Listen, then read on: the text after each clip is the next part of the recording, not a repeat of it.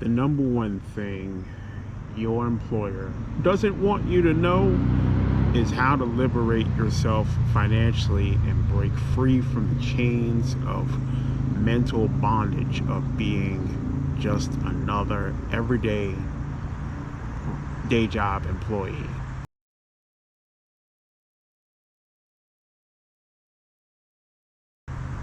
This is why I'm here to help.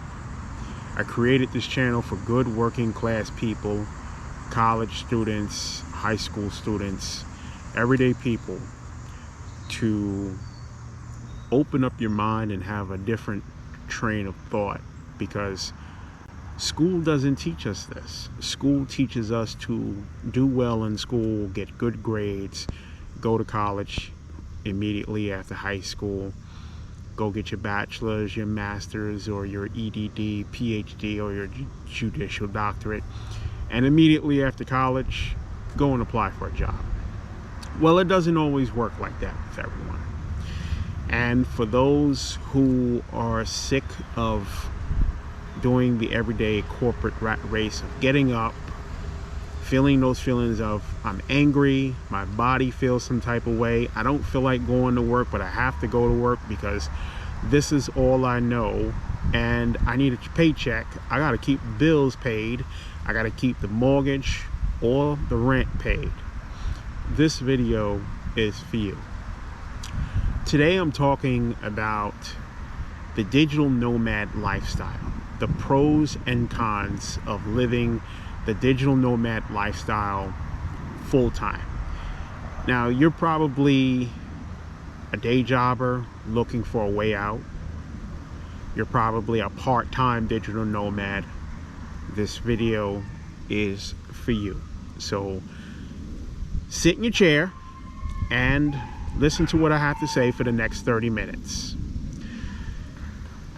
If you don't already know what a digital nomad is, it's a person who uses the power of the internet not to meet women to date, not to run Ponzi schemes, not to trade nude pictures. No. No. Get that out of your head.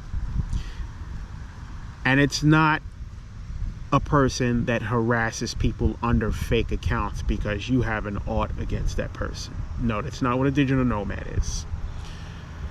A digital nomad is a person who uses the power of the internet responsibly and governs themselves accordingly to start a side hustle using a self-hosted WordPress blog, using a YouTube channel, using podcasts, using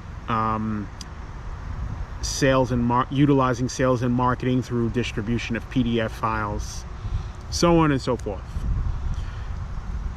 A person uses these methods as a digital nomad for the purpose of generating a full-time income on the internet with the clear and concise intention of never returning to the workforce ever again in life.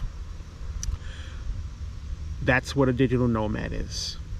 A digital nomad is a person who is unconfined from the parallels of an office cubicle or the traditional method of showing up to a job, punching the time clock and working their job and struggling to meet productivity numbers because your employer, your shift boss, or whomever it is, or assistant vice president or operations coordinator is pressuring you to meet certain production numbers.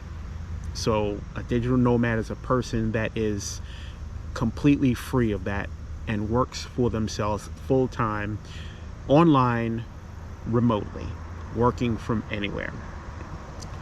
So once again, today I'm going to talk about the pros and cons of living a digital nomad lifestyle. Now, I have my phone here next to my computer and I have a little short list, so pardon me, I have to pull it up periodically.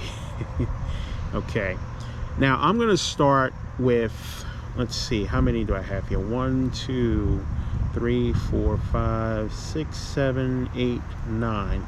I have about 9 different things here that are the pros of working full-time for yourself as a digital nomad. I'm just going to go into them briefly. I'm going to try to sum everything up in about 30 minutes on this video. I don't want to have you sitting there and for a whole hour. So I want the takeaway from this video, I want you to have something to completely think about, and not just something to think about and go on to the next YouTube video or go about your day, but something to truly think about in starting your own side hustle.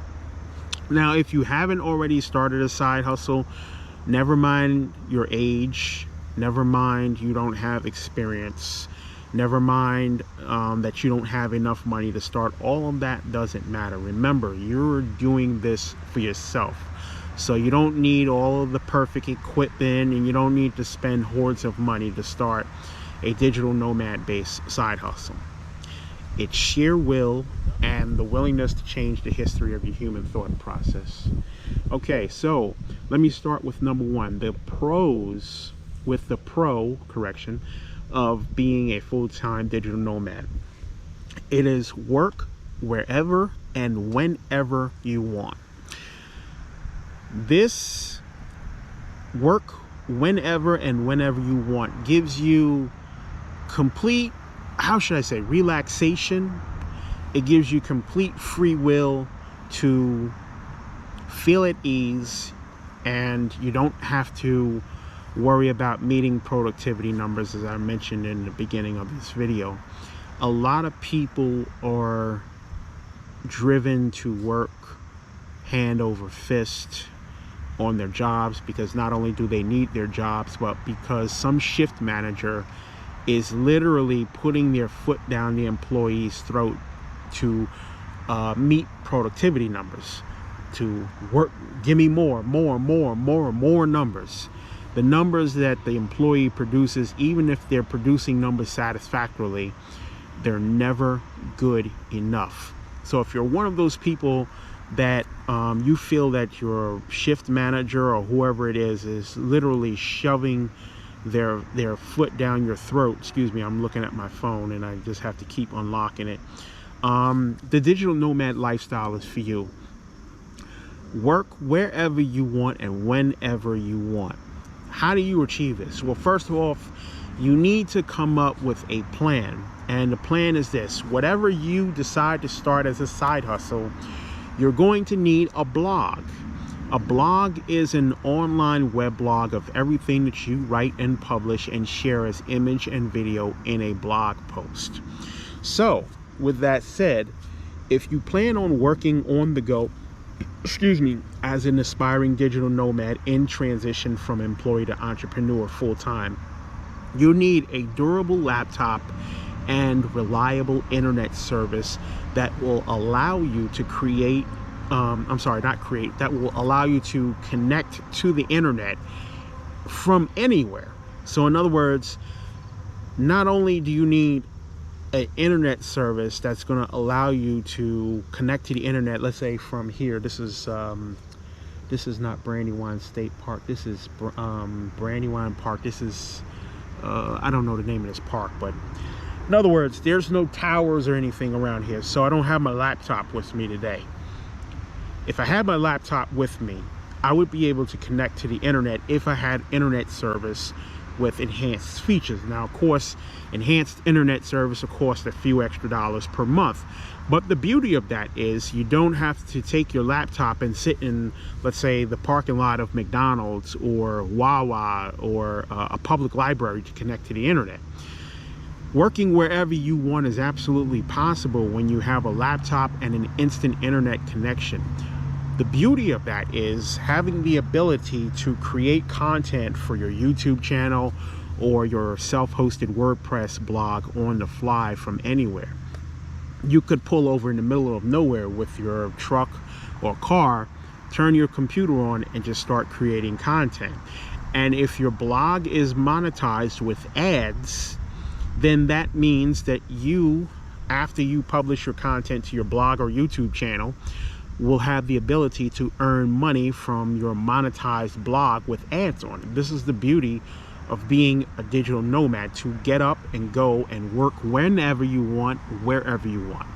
Now, mind you, this is a free will industry, so no one's going to stand over your shoulder and pressure you to create content. This has to be something that's in you to do, because this industry is very lax. And if your heart is not vested into the digital nomad lifestyle, chances are you'll be very inconsistent. And if you haven't already made that jump from the day job to full-time digital nomadpreneur, you're going to stay on that job a little longer. That's just the ironclad proof. Now, if you're consistently creating content for your blog, and your YouTube channel, and you're sticking to the script of doing what you love, then working on the go by creating content for your site or your YouTube channel, your YouTube video, working on the go from anywhere is really not going to be work, because as the saying goes, if you do what you love, it's really not considered work. So that's that for work wherever you want and whenever you want. And my phone keeps locking up on me, so I'm going to go into the next one real quick. The ability to travel nonstop. This is really a beautiful thing as a digital nomad. Now, the ability to travel nonstop really applies to full-time digital nomads who, like myself, are unmarried, never been married, don't have any children, and you are unconfined to marriage or being a parent. So pretty much, if you want to, or whenever you want to, you can get up and go. Now, depending on how the strength of your personal finances is, that's on you. You have to make a judgment call. For some digital nomads, they're not able to get up and go as they please. And there's times that, I'm not able to get up and go as I please because I have other obligations, which I'm not going to go into in this video. But for digital nomads who are working full-time with no kids, never been married, the beauty of living the digital nomad lifestyle full-time is getting up and going as you please. Mind you, the digital nomad lifestyle will not only allow a person to get up and go whenever they want, but sometimes it can be addictive to the point where getting up and going will end up costing you more money than you originally intend to spend. So with that said, watch your spending, because as a digital nomad, there is no financial guarantees of making money in this industry. So with any revenues you earn from your blog, your website, or your YouTube channel, I would definitely encourage you, put your money away and don't be so quick to spend. Now, in addition to making money off the internet, I would encourage you to create an escrow account. An escrow account is basically a side account. They usually say escrow account for people who set aside money to pay their mortgage or the taxes or whatever the case is. But setting aside and creating an escrow account, you would have to get with your tax attorney or your tax accountant to see, how you can set that up. But I would definitely recommend setting aside a certain amount of monies every time you get paid off of the internet to cover yourself in taxes, because when you get paid off of the internet, you are paid your full revenue. There are no taxes withheld. So at the end of the year, Uncle Sam wants his money. So be mindful to have an escrow account, and just get with your tax attorney or your accountant and to see how much money you need to set aside every month so that you can cover yourself on your taxes and don't overspend on your digital nomad travels, because that can be very, very addictive. Now, I have some nosy people coming over here. They want to look because they see it. Yeah, he wanted to play cool.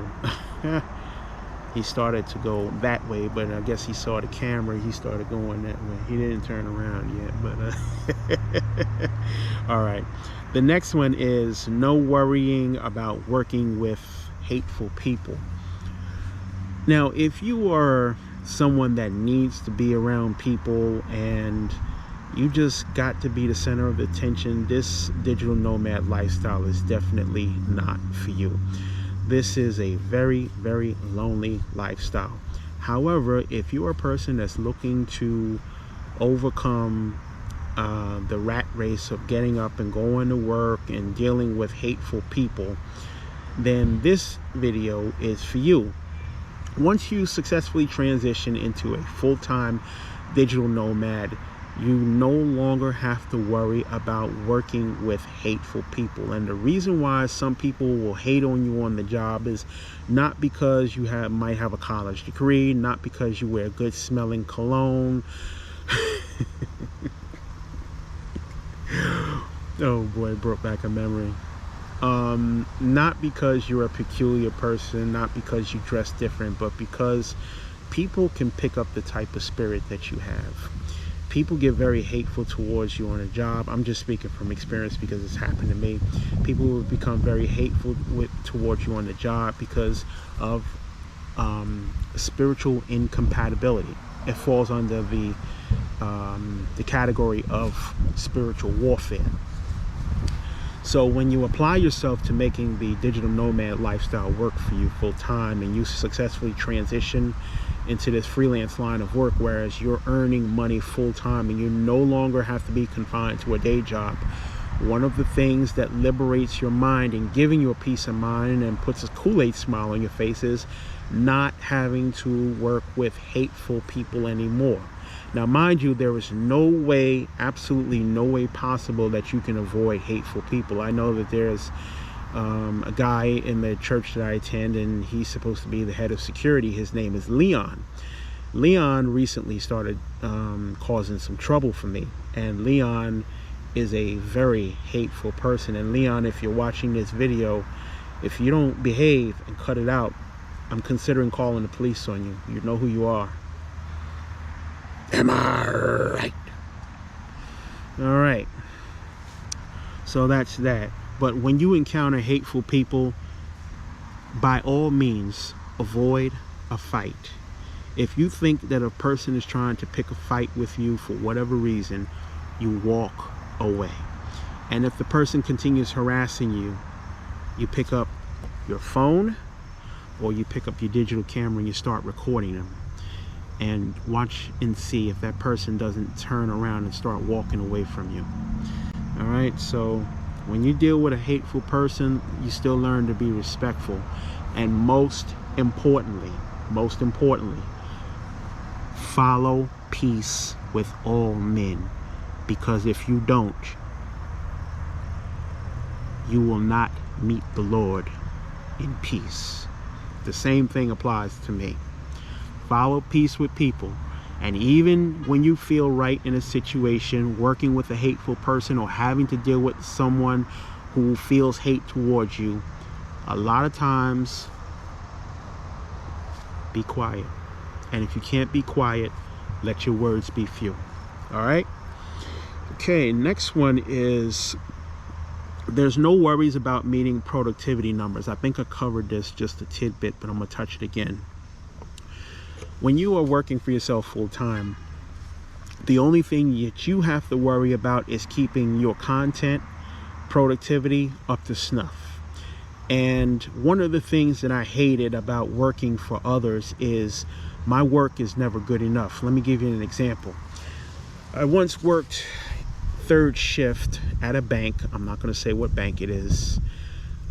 Before I was wrongfully terminated by the agency and the bank for indirectly, the main reason in which I feel and believe in my heart was for spiritual reasons. I was wrongfully terminated, mostly due to claiming my religion and claiming the Lord Jesus Christ as my personal savior, in which I have no shame saying that on the job and in front of people. But their reason for wrongfully terminating me was low numbers, low productivity numbers.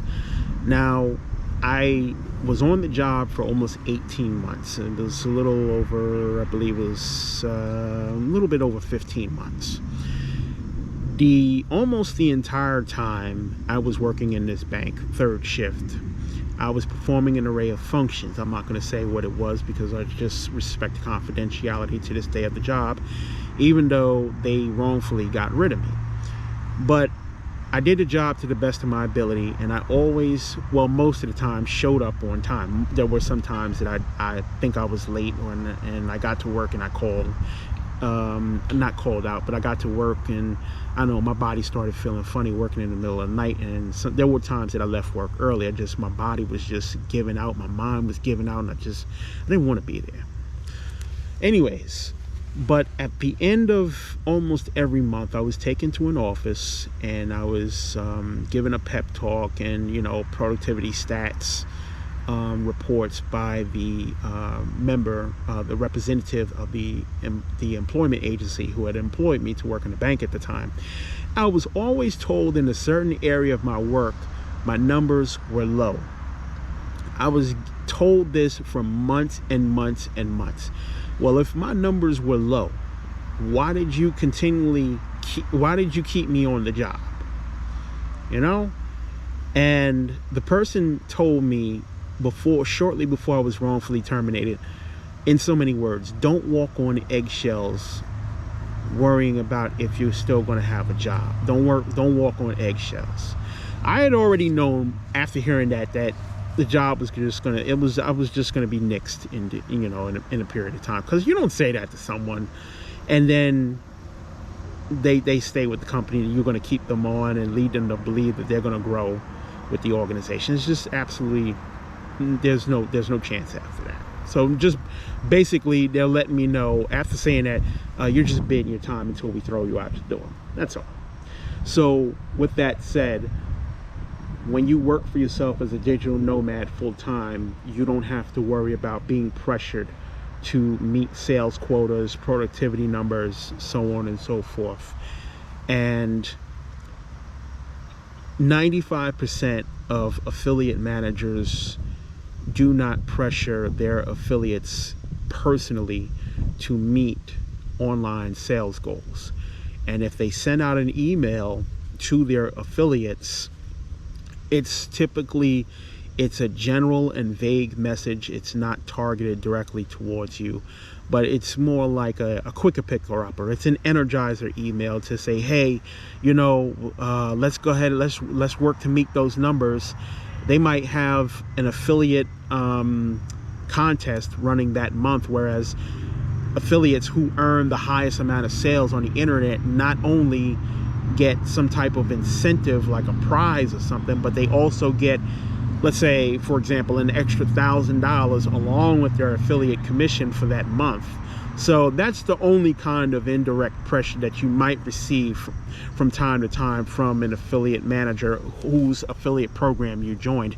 And that type of pressure is good because it keeps you motivated, it keeps you going, because again, in this line of work, no one's going to physically stand next to you and say, hey, I need that content posted on your blog. I need a sale from you off the internet from your blog by 3 o'clock, or else your job is in jeopardy. Nobody's, or your affiliate status with our affiliate program is going to be in jeopardy. If I don't get a sale from your affiliate link by 3 p.m., nobody's going to do that.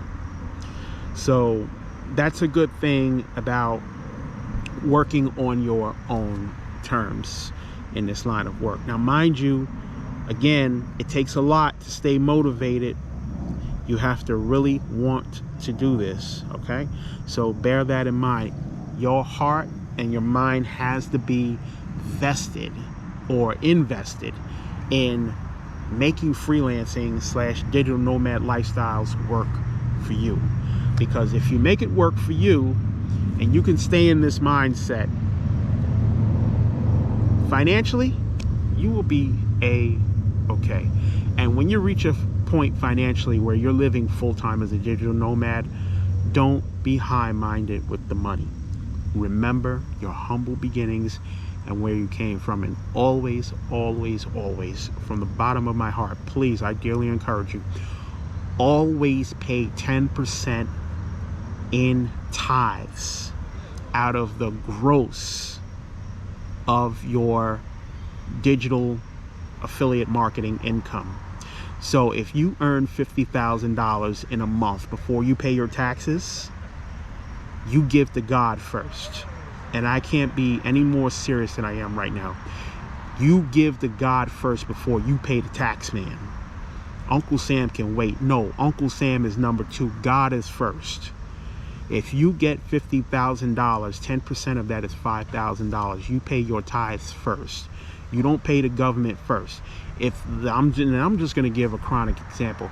If the tax man comes knocking on your door the day after you get your $50,000 and they tell you, you give us our tax money now or else you're going to prison, you let them cuff you and take you to prison. You tell them, no, you're not getting paid before God gets paid.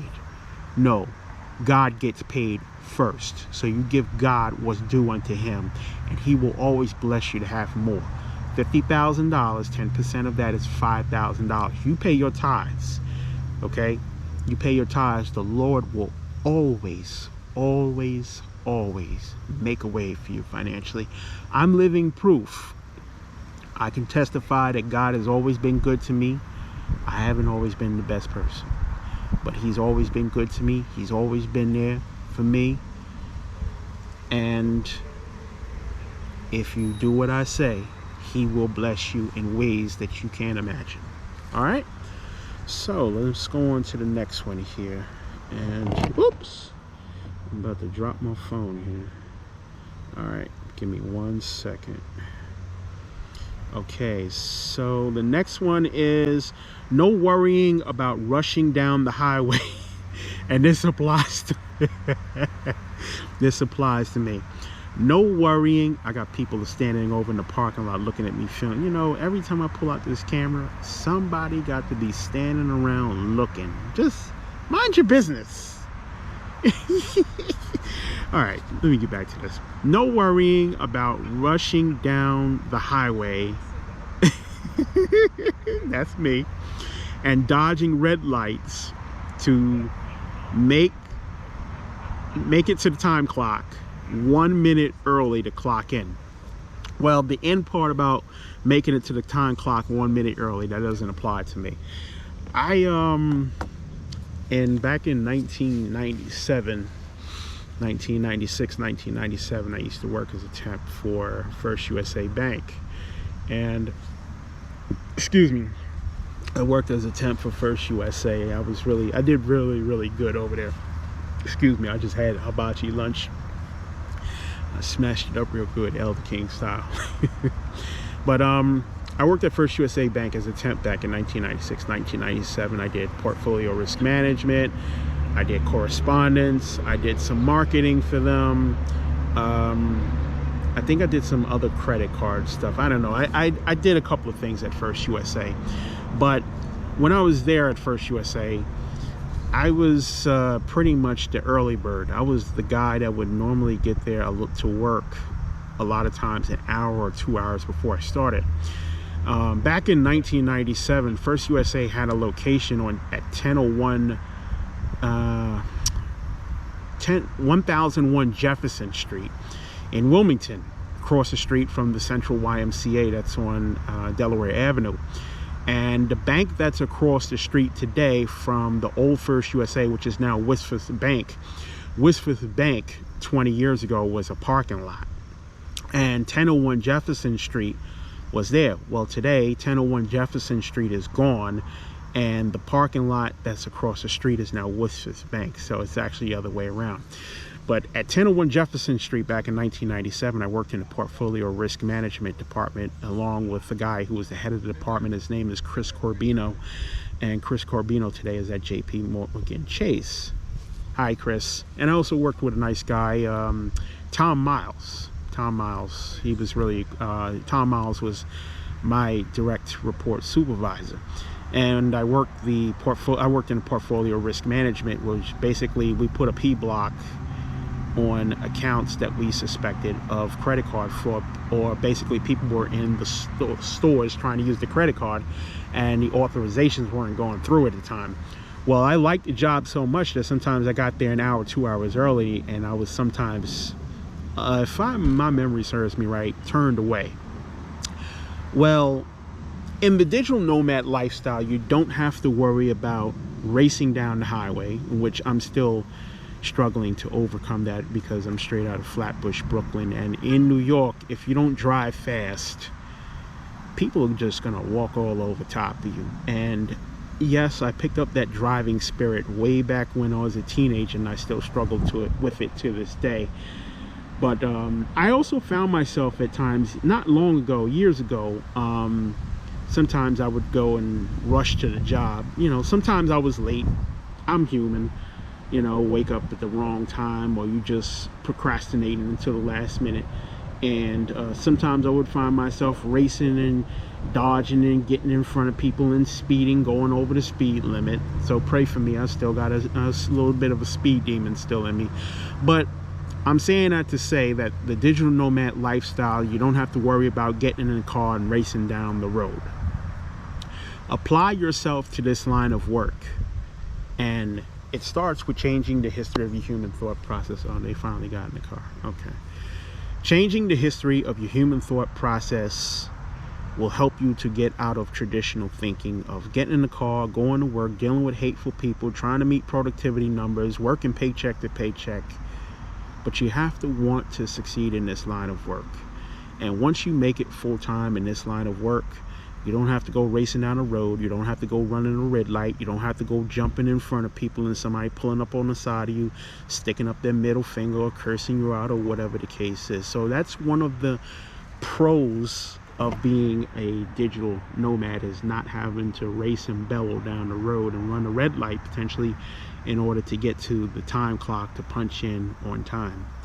All right, let me see what else I have here. Okay. All right, that's it for number 9. Let's get into the cons now of being a full-time digital nomad. Ooh. Yeah. This one is really, really, really rough. The first con of being a digital nomad is loneliness. Yeah. Well, actually, let me touch on the first two. It's loneliness, and people don't understand what you do, and they don't understand you. Let me combine the two. If you go and tell someone that you're going to be a digital nomad, they're going to be like, pretty much, what the heck is a digital nomad, and why do you want to do that? Nobody's going to understand you. Nobody's going to want to talk to you. People are not going to be able to relate to you. And as a result of that, you're going to end up being lonely. The digital nomad lifestyle, once you are actively engaged in this full time, it is very, very lonely. Which one would you have? Would you have a controlled salary, whereas you're working your brains out and you have to deal with hateful people almost every day you show up to work, and walk on eggshells if you're going to have a job, and deal with negative feelings of, oh, I gotta go to work the next day and look at that bitch, or oh, I gotta go deal with that N, or I gotta go deal with that fool over there, I gotta go look at them in order to get a paycheck? Would you deal with that and get a paycheck?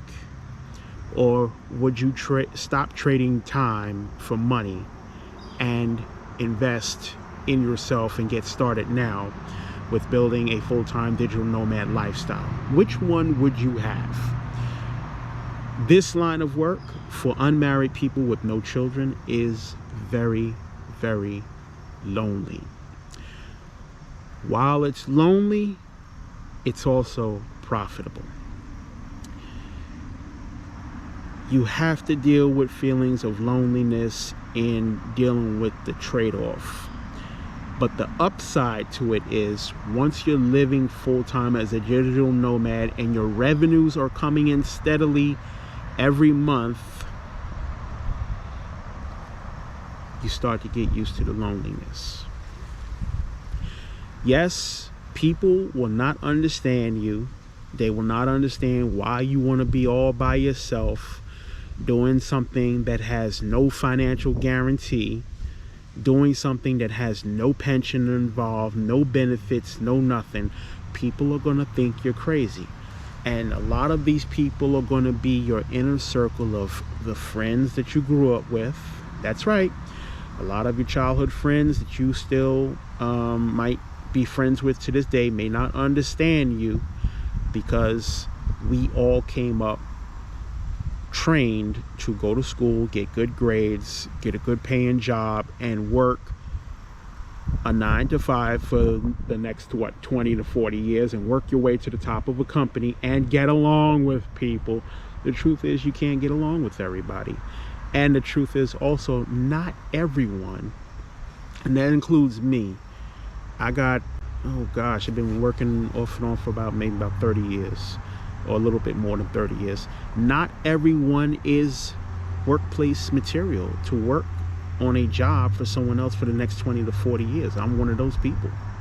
So I stopped trading time for money, and now I invest in myself as a digital nomad. But the downside to it is, yes, I get very, very lonely a lot. Now, for a lot of digital nomads who work full-time, they may disagree with it, because I'm not lonely. I got a woman. I got somebody I can call up, or I got me a spouse. Well, if you're unmarried, you're not supposed to be dating nobody. And dating includes hanky-panky. You ain't supposed to be having no hanky-panky with nobody, especially if you're trying to get right spiritually. But you ain't got to listen to me. I'm just talking the truth. Are you getting what I'm trying to tell you? So yes, this line of work is very lonely, but it's also profitable. And hey, I wouldn't trade this. If I had to go and do a job again, I would. But my mindset is this: I would work that job, and I always have it in my mind, they're going to throw me off this job sooner or later, because I'm going to bring up that I believe in the Lord Jesus. Someone's going to object to it. Someone's going to go and report me that they heard me talking about God, and then they're going to start plotting on my job. It's happened. It's happened. And then they use another reason to throw me off the job. So that's why I don't rely on the regular job thinking anymore. And I'd rather be lonely than to be on a job feeling miserable, working paycheck to paycheck for an employer who thinks less of me. All right, let's get on into the next thing here. All right, so I covered the two parts: loneliness and people don't understand it, or you. Dating, I think I covered that too, but I'm just going to tap that again a little bit. No, not that type of tapping, so get your head out the gutter. All right, dating as a digital nomad. It's for people who are still dating, and you're doing your hanky-panky. Dating is a hit and miss. It's an up and down thing. Here a little, here a little, here a little, there. Let me tell you something about dating and digital nomad lifestyle. It's not good. Focus on your business and pray more to achieve celibacy or abstinence. The reason for that is you want to, as you start to experience more loneliness, the positive upside to that is you're able to connect with the Lord Jesus and really get in tune with your spiritual side.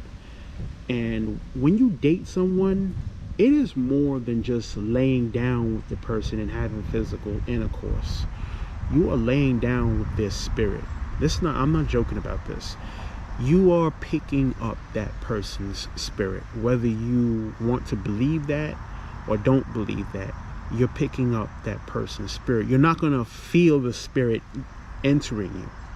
But that is a con of dating someone as a digital nomad, is their spirit is entering you. And now, because their spirit has entered you after laying down with that person that you are not married to, that person's going to want more of your time. And if you give that person more of your time, that negates from working on your digital nomad business. That takes away from creating more content for your YouTube channel. That takes away from learning how to master pay-per-click advertising. That takes away from creating content for your blog. That takes away from answering people's questions that they leave for you and missing out on money-making opportunities. I mean, think about it. Dating is really not good as a digital nomad. Now, of course, a lot of people don't want to be alone, but dating as a digital nomad it's not good. And also, when you're a full-time digital nomad, you should really be hesitant not to tell a person that's interested in you the type of work that you do. The reason being is because, one, they're not going to understand you. What's a digital nomad? Oh, you don't have... The first thing some people are really going to think off the top of their head is, oh, you don't have a job. You must be broke. You can think whatever you want to think. I don't care what people think. If you want to think I'm broke, I don't care what people think. Stop talking to me then. Matter of fact, I appreciate if you just shut up and walk away from me. That's what I'm thinking. Or if a person is, looking at you like, oh, you don't have a job, you're broke, you're a digital nomad, what the heck is that?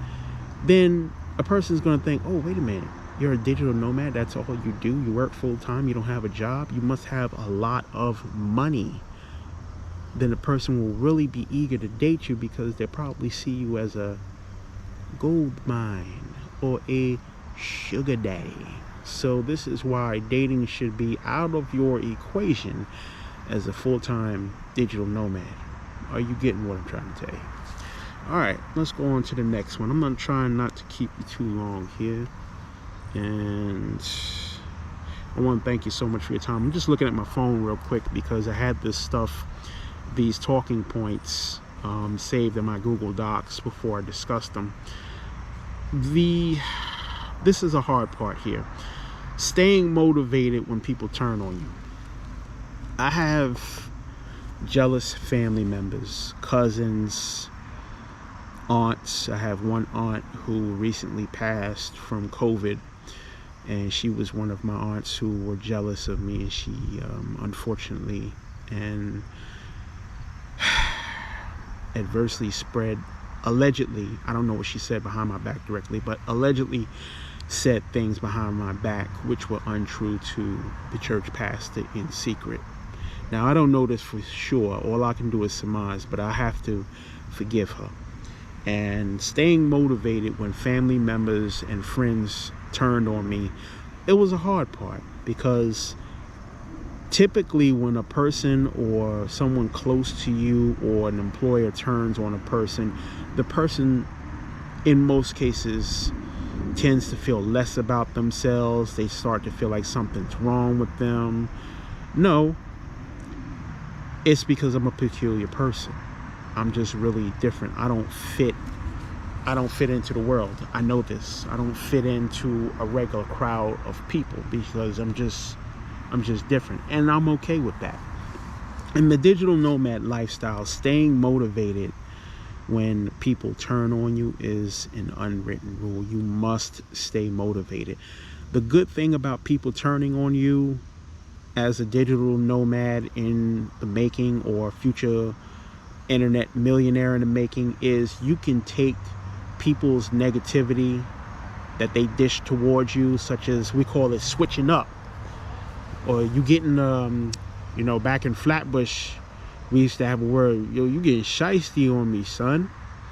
You getting people get shiesty on you, family members, childhood friends, whoever it is. When they get shiesty on you, let your words be few. Get real quiet and build your side hustle so that you can be a full-time digital nomad. You take their negativity and use it with the power of positive thinking.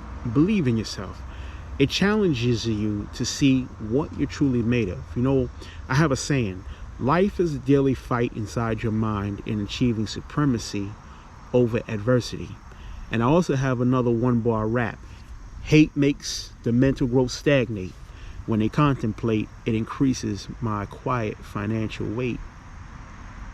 Checkmate. Yes, sir. So don't let someone switching up on you bring you down and you quit on yourself. Build out your business, because you know what? Long after family members switch up on you, they slander you, they try to get you kicked out of church, they say stuff to get people looking at you different because they want people to feel what they feel. That's called narcissism. When family members and others switch up on you, or your employer switches up on you, you keep going, because it's going to bring out the best in you if you believe in yourself with the power of positive thinking. People like that who switch up on you, they keep a quiet eye on you after they switch up. They want to see how much progress is this person making after I done switched up on them. Are they still going? Are they still doing what they said that they was going to do? Are they still working on that college degree? Are they still working on that business venture? Is that person still working on that job? How far are they progressing on that job? Did they move up? Did they get a pay raise? You know, people check up on you quietly after they switch up. Don't think it's over. A person can get married long after switching up on you, 25, 30 years later. They'll check up on you through someone else. I know that game too. I don't speak about it, but I know, you know, I'm straight out of Flatbush, Brooklyn. There's a lot of game that I know that I don't speak on, but I know about that. When a person switches up on you, they use others to check up on you, and they also speak to you through other people 25 to 30 years later, believe it or not. So when a person switches up on you, think, this is a profitable experience, because now it's going to bring something out of me. It's going to bring a fight or flight.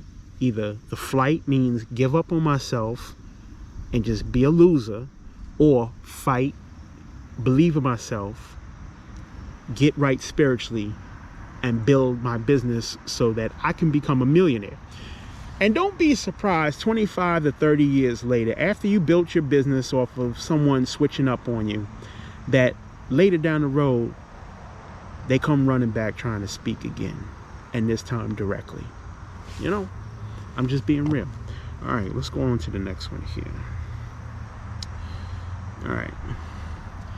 Leaving old friends behind. I grew up with these guys in Brooklyn and Flatbush. One was, I had mentioned him in a previous video. I grew up with a guy from a crew called PBS. We used to call him Knox, from Avenue I and 35th Street. Excuse me. And his real name is Patrick. I grew up with Patrick, and there was another guy that I grew up with. We all grew up together in Flatbush. His name is Damien. We all knew each other since about 5 or 6 years old. We was all in first grade at PS 119 in Brooklyn. And we all three of us was tight with each other. I mean, we went, oh gosh, Patrick and I used to fight sometimes. We would slap box, you know, drop and tap that cabbage a little bit. And then after we do our little fighting, we was friends again. Damien and I were close. You know, we never had no actual real fist fight. We play fight sometimes, you know, tap that cabbage a little bit, you know, do a little slap boxing or whatever. But Patrick and I, we shot the fair one a couple of times. Maybe we shot the fair one over in J Park or something like that. But when we shoot the fair one, we was friends again. And all three of us, we enjoyed growing up with each other. We did a lot of things, you know. We got on the bus. We went to New Jersey.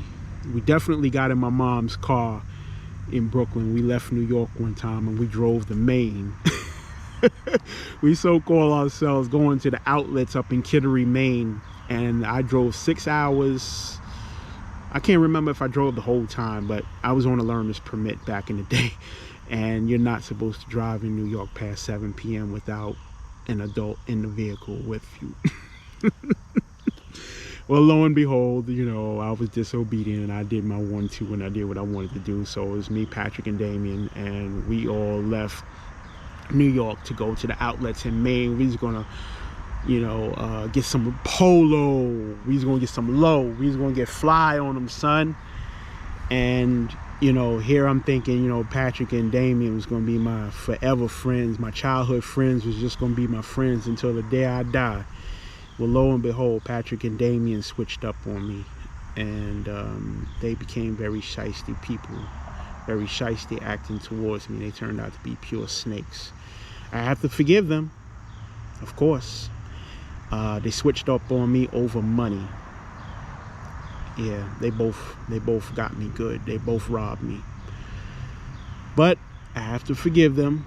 And even though they were childhood friends, they still have a special place in my heart to this day, because we grew up together. We had that kind of bond back then, but knowing that I could never be friends with them ever again, despite that we grew up together in Flatbush, I have to leave those people behind. If I see them today, I can't speak to them anymore. So learn how to emotionally disconnect from people, no matter how long you knew them, to build out your business.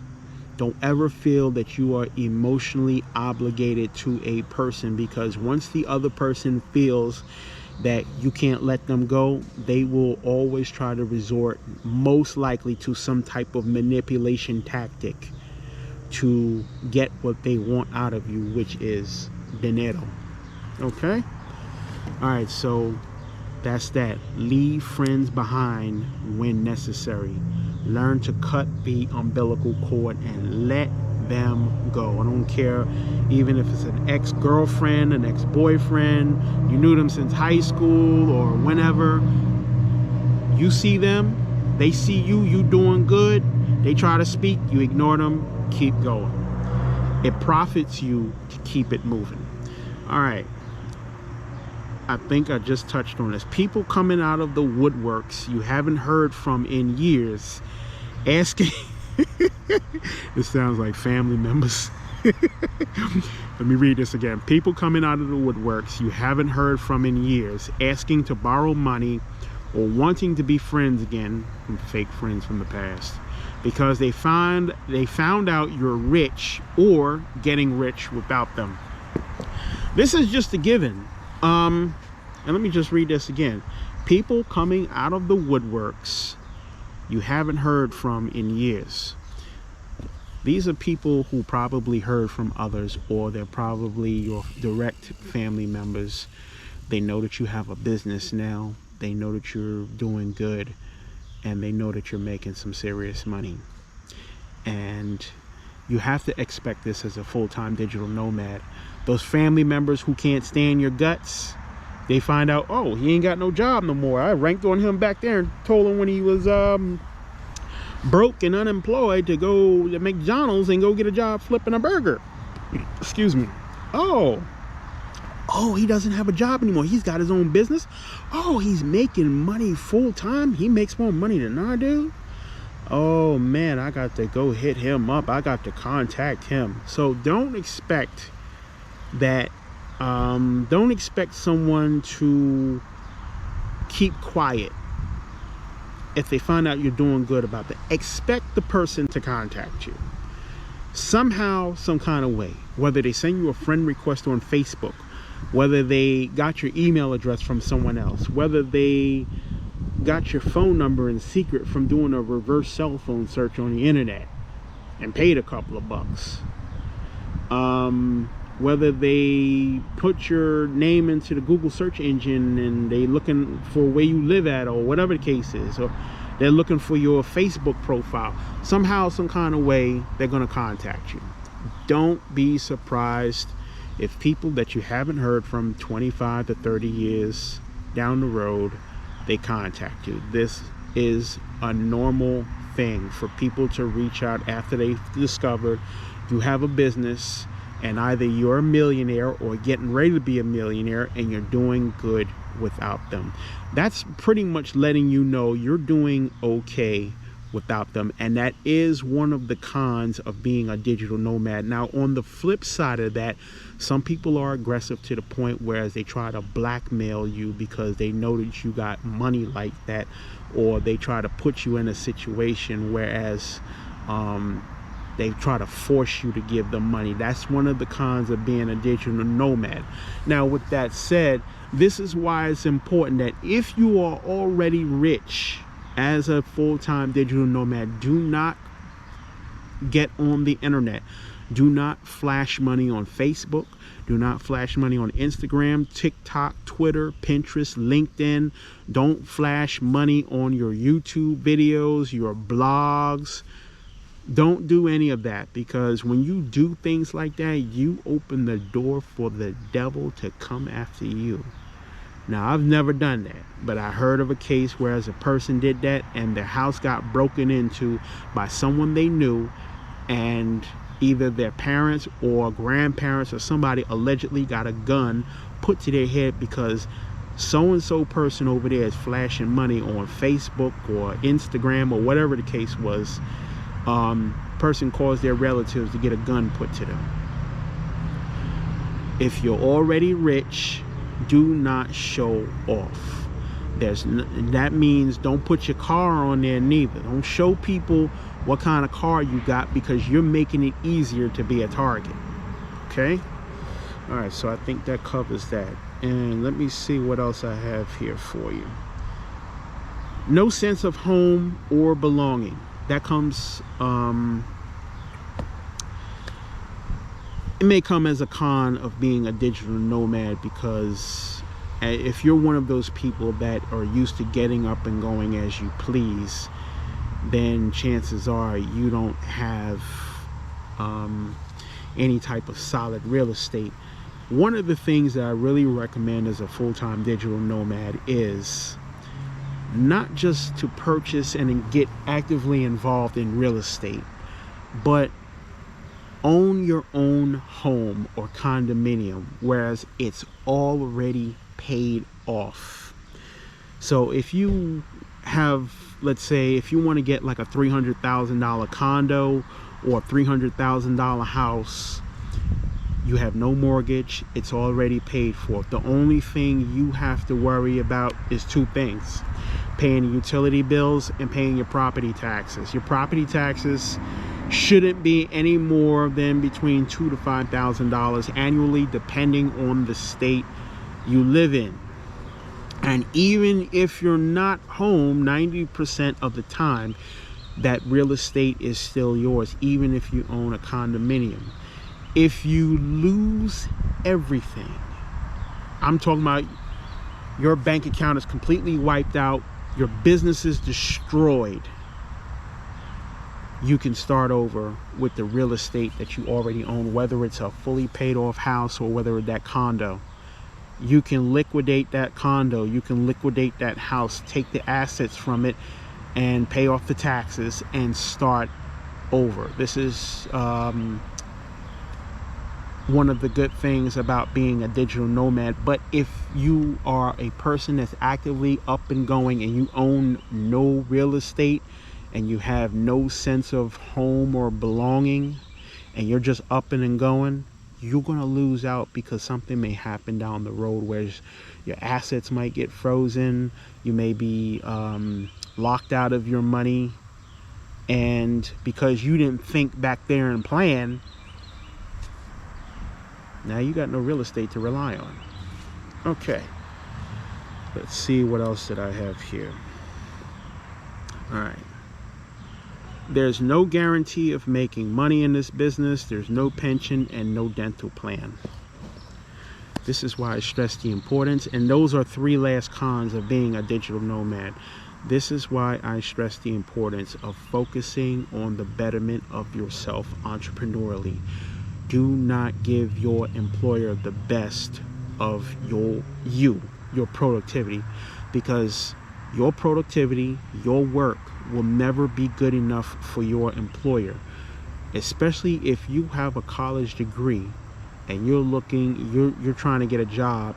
You're looking for at least $50,000 to start, and based on your past experience, that recruiter in the time may not feel that you're worth $50,000. That right there should let you know subliminally, it's time to start my own business, because you're never going to get the money that you feel you deserve working a regular job for someone else. And let me just take a look at this one more time. Okay. A pension plan only leaves you with earning a can of beans if and only if you're not having to walk on eggshells toward achieving retirement working for that employer. My mother worked for the city of New York for 35 years, from 1959 to 1994. When she retired in 1994 at 53 years old, she was making probably close to or a little over $35,000 a year. Now, back then, they didn't have scholarships in her era. They didn't have grants and all that good stuff. She graduated from Girls High School in Brooklyn, in Bedford-Stuyvesant, and this was before Girls High School was, they were renamed Boys and Girls High School, and this is the same high school that Chris Rock from the movie CB4 went to. My mother graduated with an academic diploma, and to the best of my knowledge, she only failed one class and still graduated. She failed math. I think she failed math. But other than that, my mother did exceptionally well in school. She got promoted several times, but at the end of her career, she was only making $35,000 a year, roughly around in that median range, with an academic high school diploma and on the job for 35 years. A little over, maybe 35 years in a couple of months, maybe. But overall, roughly in that ballpark, about 35 years, and only making $35,000. Her pension today is a can of beans. This is why I stress the importance of believing in yourself and starting your own business as a digital nomad, because you will never get the kind of money you want working for an employer on a regular day job. They didn't have side hustles like the internet. They didn't have this stuff back in the 1950s and 1960s. You had to have your own business. If you weren't landscaping, cutting grass, or performing a service for someone, you were buying and selling and doing multi-level marketing. I think multi-level marketing was back then, knocking on doors and trying to sell products to people. But they didn't have no internet. There was no such thing as affiliate marketing. There was no such thing as blogging and using the internet to make money online. The internet was used among the U.S. military.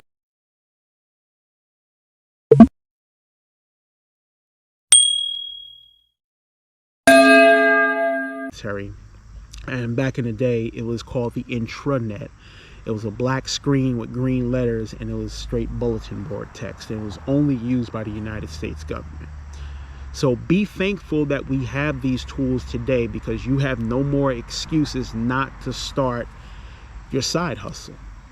You have no more excuses not to be a full-time digital nomad. You're talking, I'm sorry, I said you're talking. You're looking at someone that has worked job to job to job. I have so many stories about jobs that I worked on that it is just unbelievable. And you'll probably hear about some of these stories in future videos about a lot of the things that I had to endure. And I'm thankful for those experiences, because it gave me what I needed. I feel that those experiences gave me what I needed today to really believe in myself and to make this digital lifestyle work and to pass the inspiration on to you. Hopefully you got something out of this video, because you know what? I come from a working class family. I don't come from money. I'm from the hood, not from the projects. I'm from the hood in Flatbush, Brooklyn. So I know about work. I know the struggle. I know the feelings of having to get up and go to a job that you don't like. I know the feelings of wondering, am I going to get paid? Are they going to pay me such and such? Am I going to get my last paycheck after they fired me? What are they going to do next? Are they going to try to pin the problem on me, make me take the fall? I know about all those feelings. I've been through that. Thank you so much for your time watching this video. Hopefully you got something out of it. This is the Digital Nomad Pros and Cons. If you believe in yourself, you will deal and endure with the feelings of loneliness. Build out this business, because when you make it work for you full time, you can wake up to making money in the morning. That's right, you can make money while you sleep. Getting rich on the internet doesn't happen overnight. Rome wasn't built in a day. If you want this to work for you, you have to change this. And You're going to have to cut off friends. You're going to have to cut off family members. If you're dating someone, you're going to have to break up with them most likely, because it's going to be a struggle for attention. Who are you going to give more attention to? That person you're dating or business? Never mind the sex. Ditch that. When you get married, that comes later. Focus on the betterment of yourself spiritually and entrepreneurially. I really hope you got something out of this video. My name's Sean. This is Side Hustle Inspiration, where it's all about you, the working class person, and motivating you to change the history of your human thought process. Thank you so much for your precious time. I'd like to hear what you have to say. Comment, like, and subscribe. If you like this video, I want to hear from you below. Let me hear what you have to say. If you didn't like the video, if you got something negative to say, let me hear from you also. Guess what? Your haterade just might get you featured in a near future video, and you just might get a reaction out of me. All right, thank you so much once again. God bless you. And on your way out, don't forget to hit the subscribe button. I don't know which way it is. It's either that way or that way. All right, have a blessed day. God bless, and stay tuned for the next video, even though I have no clue what I'm going to talk about.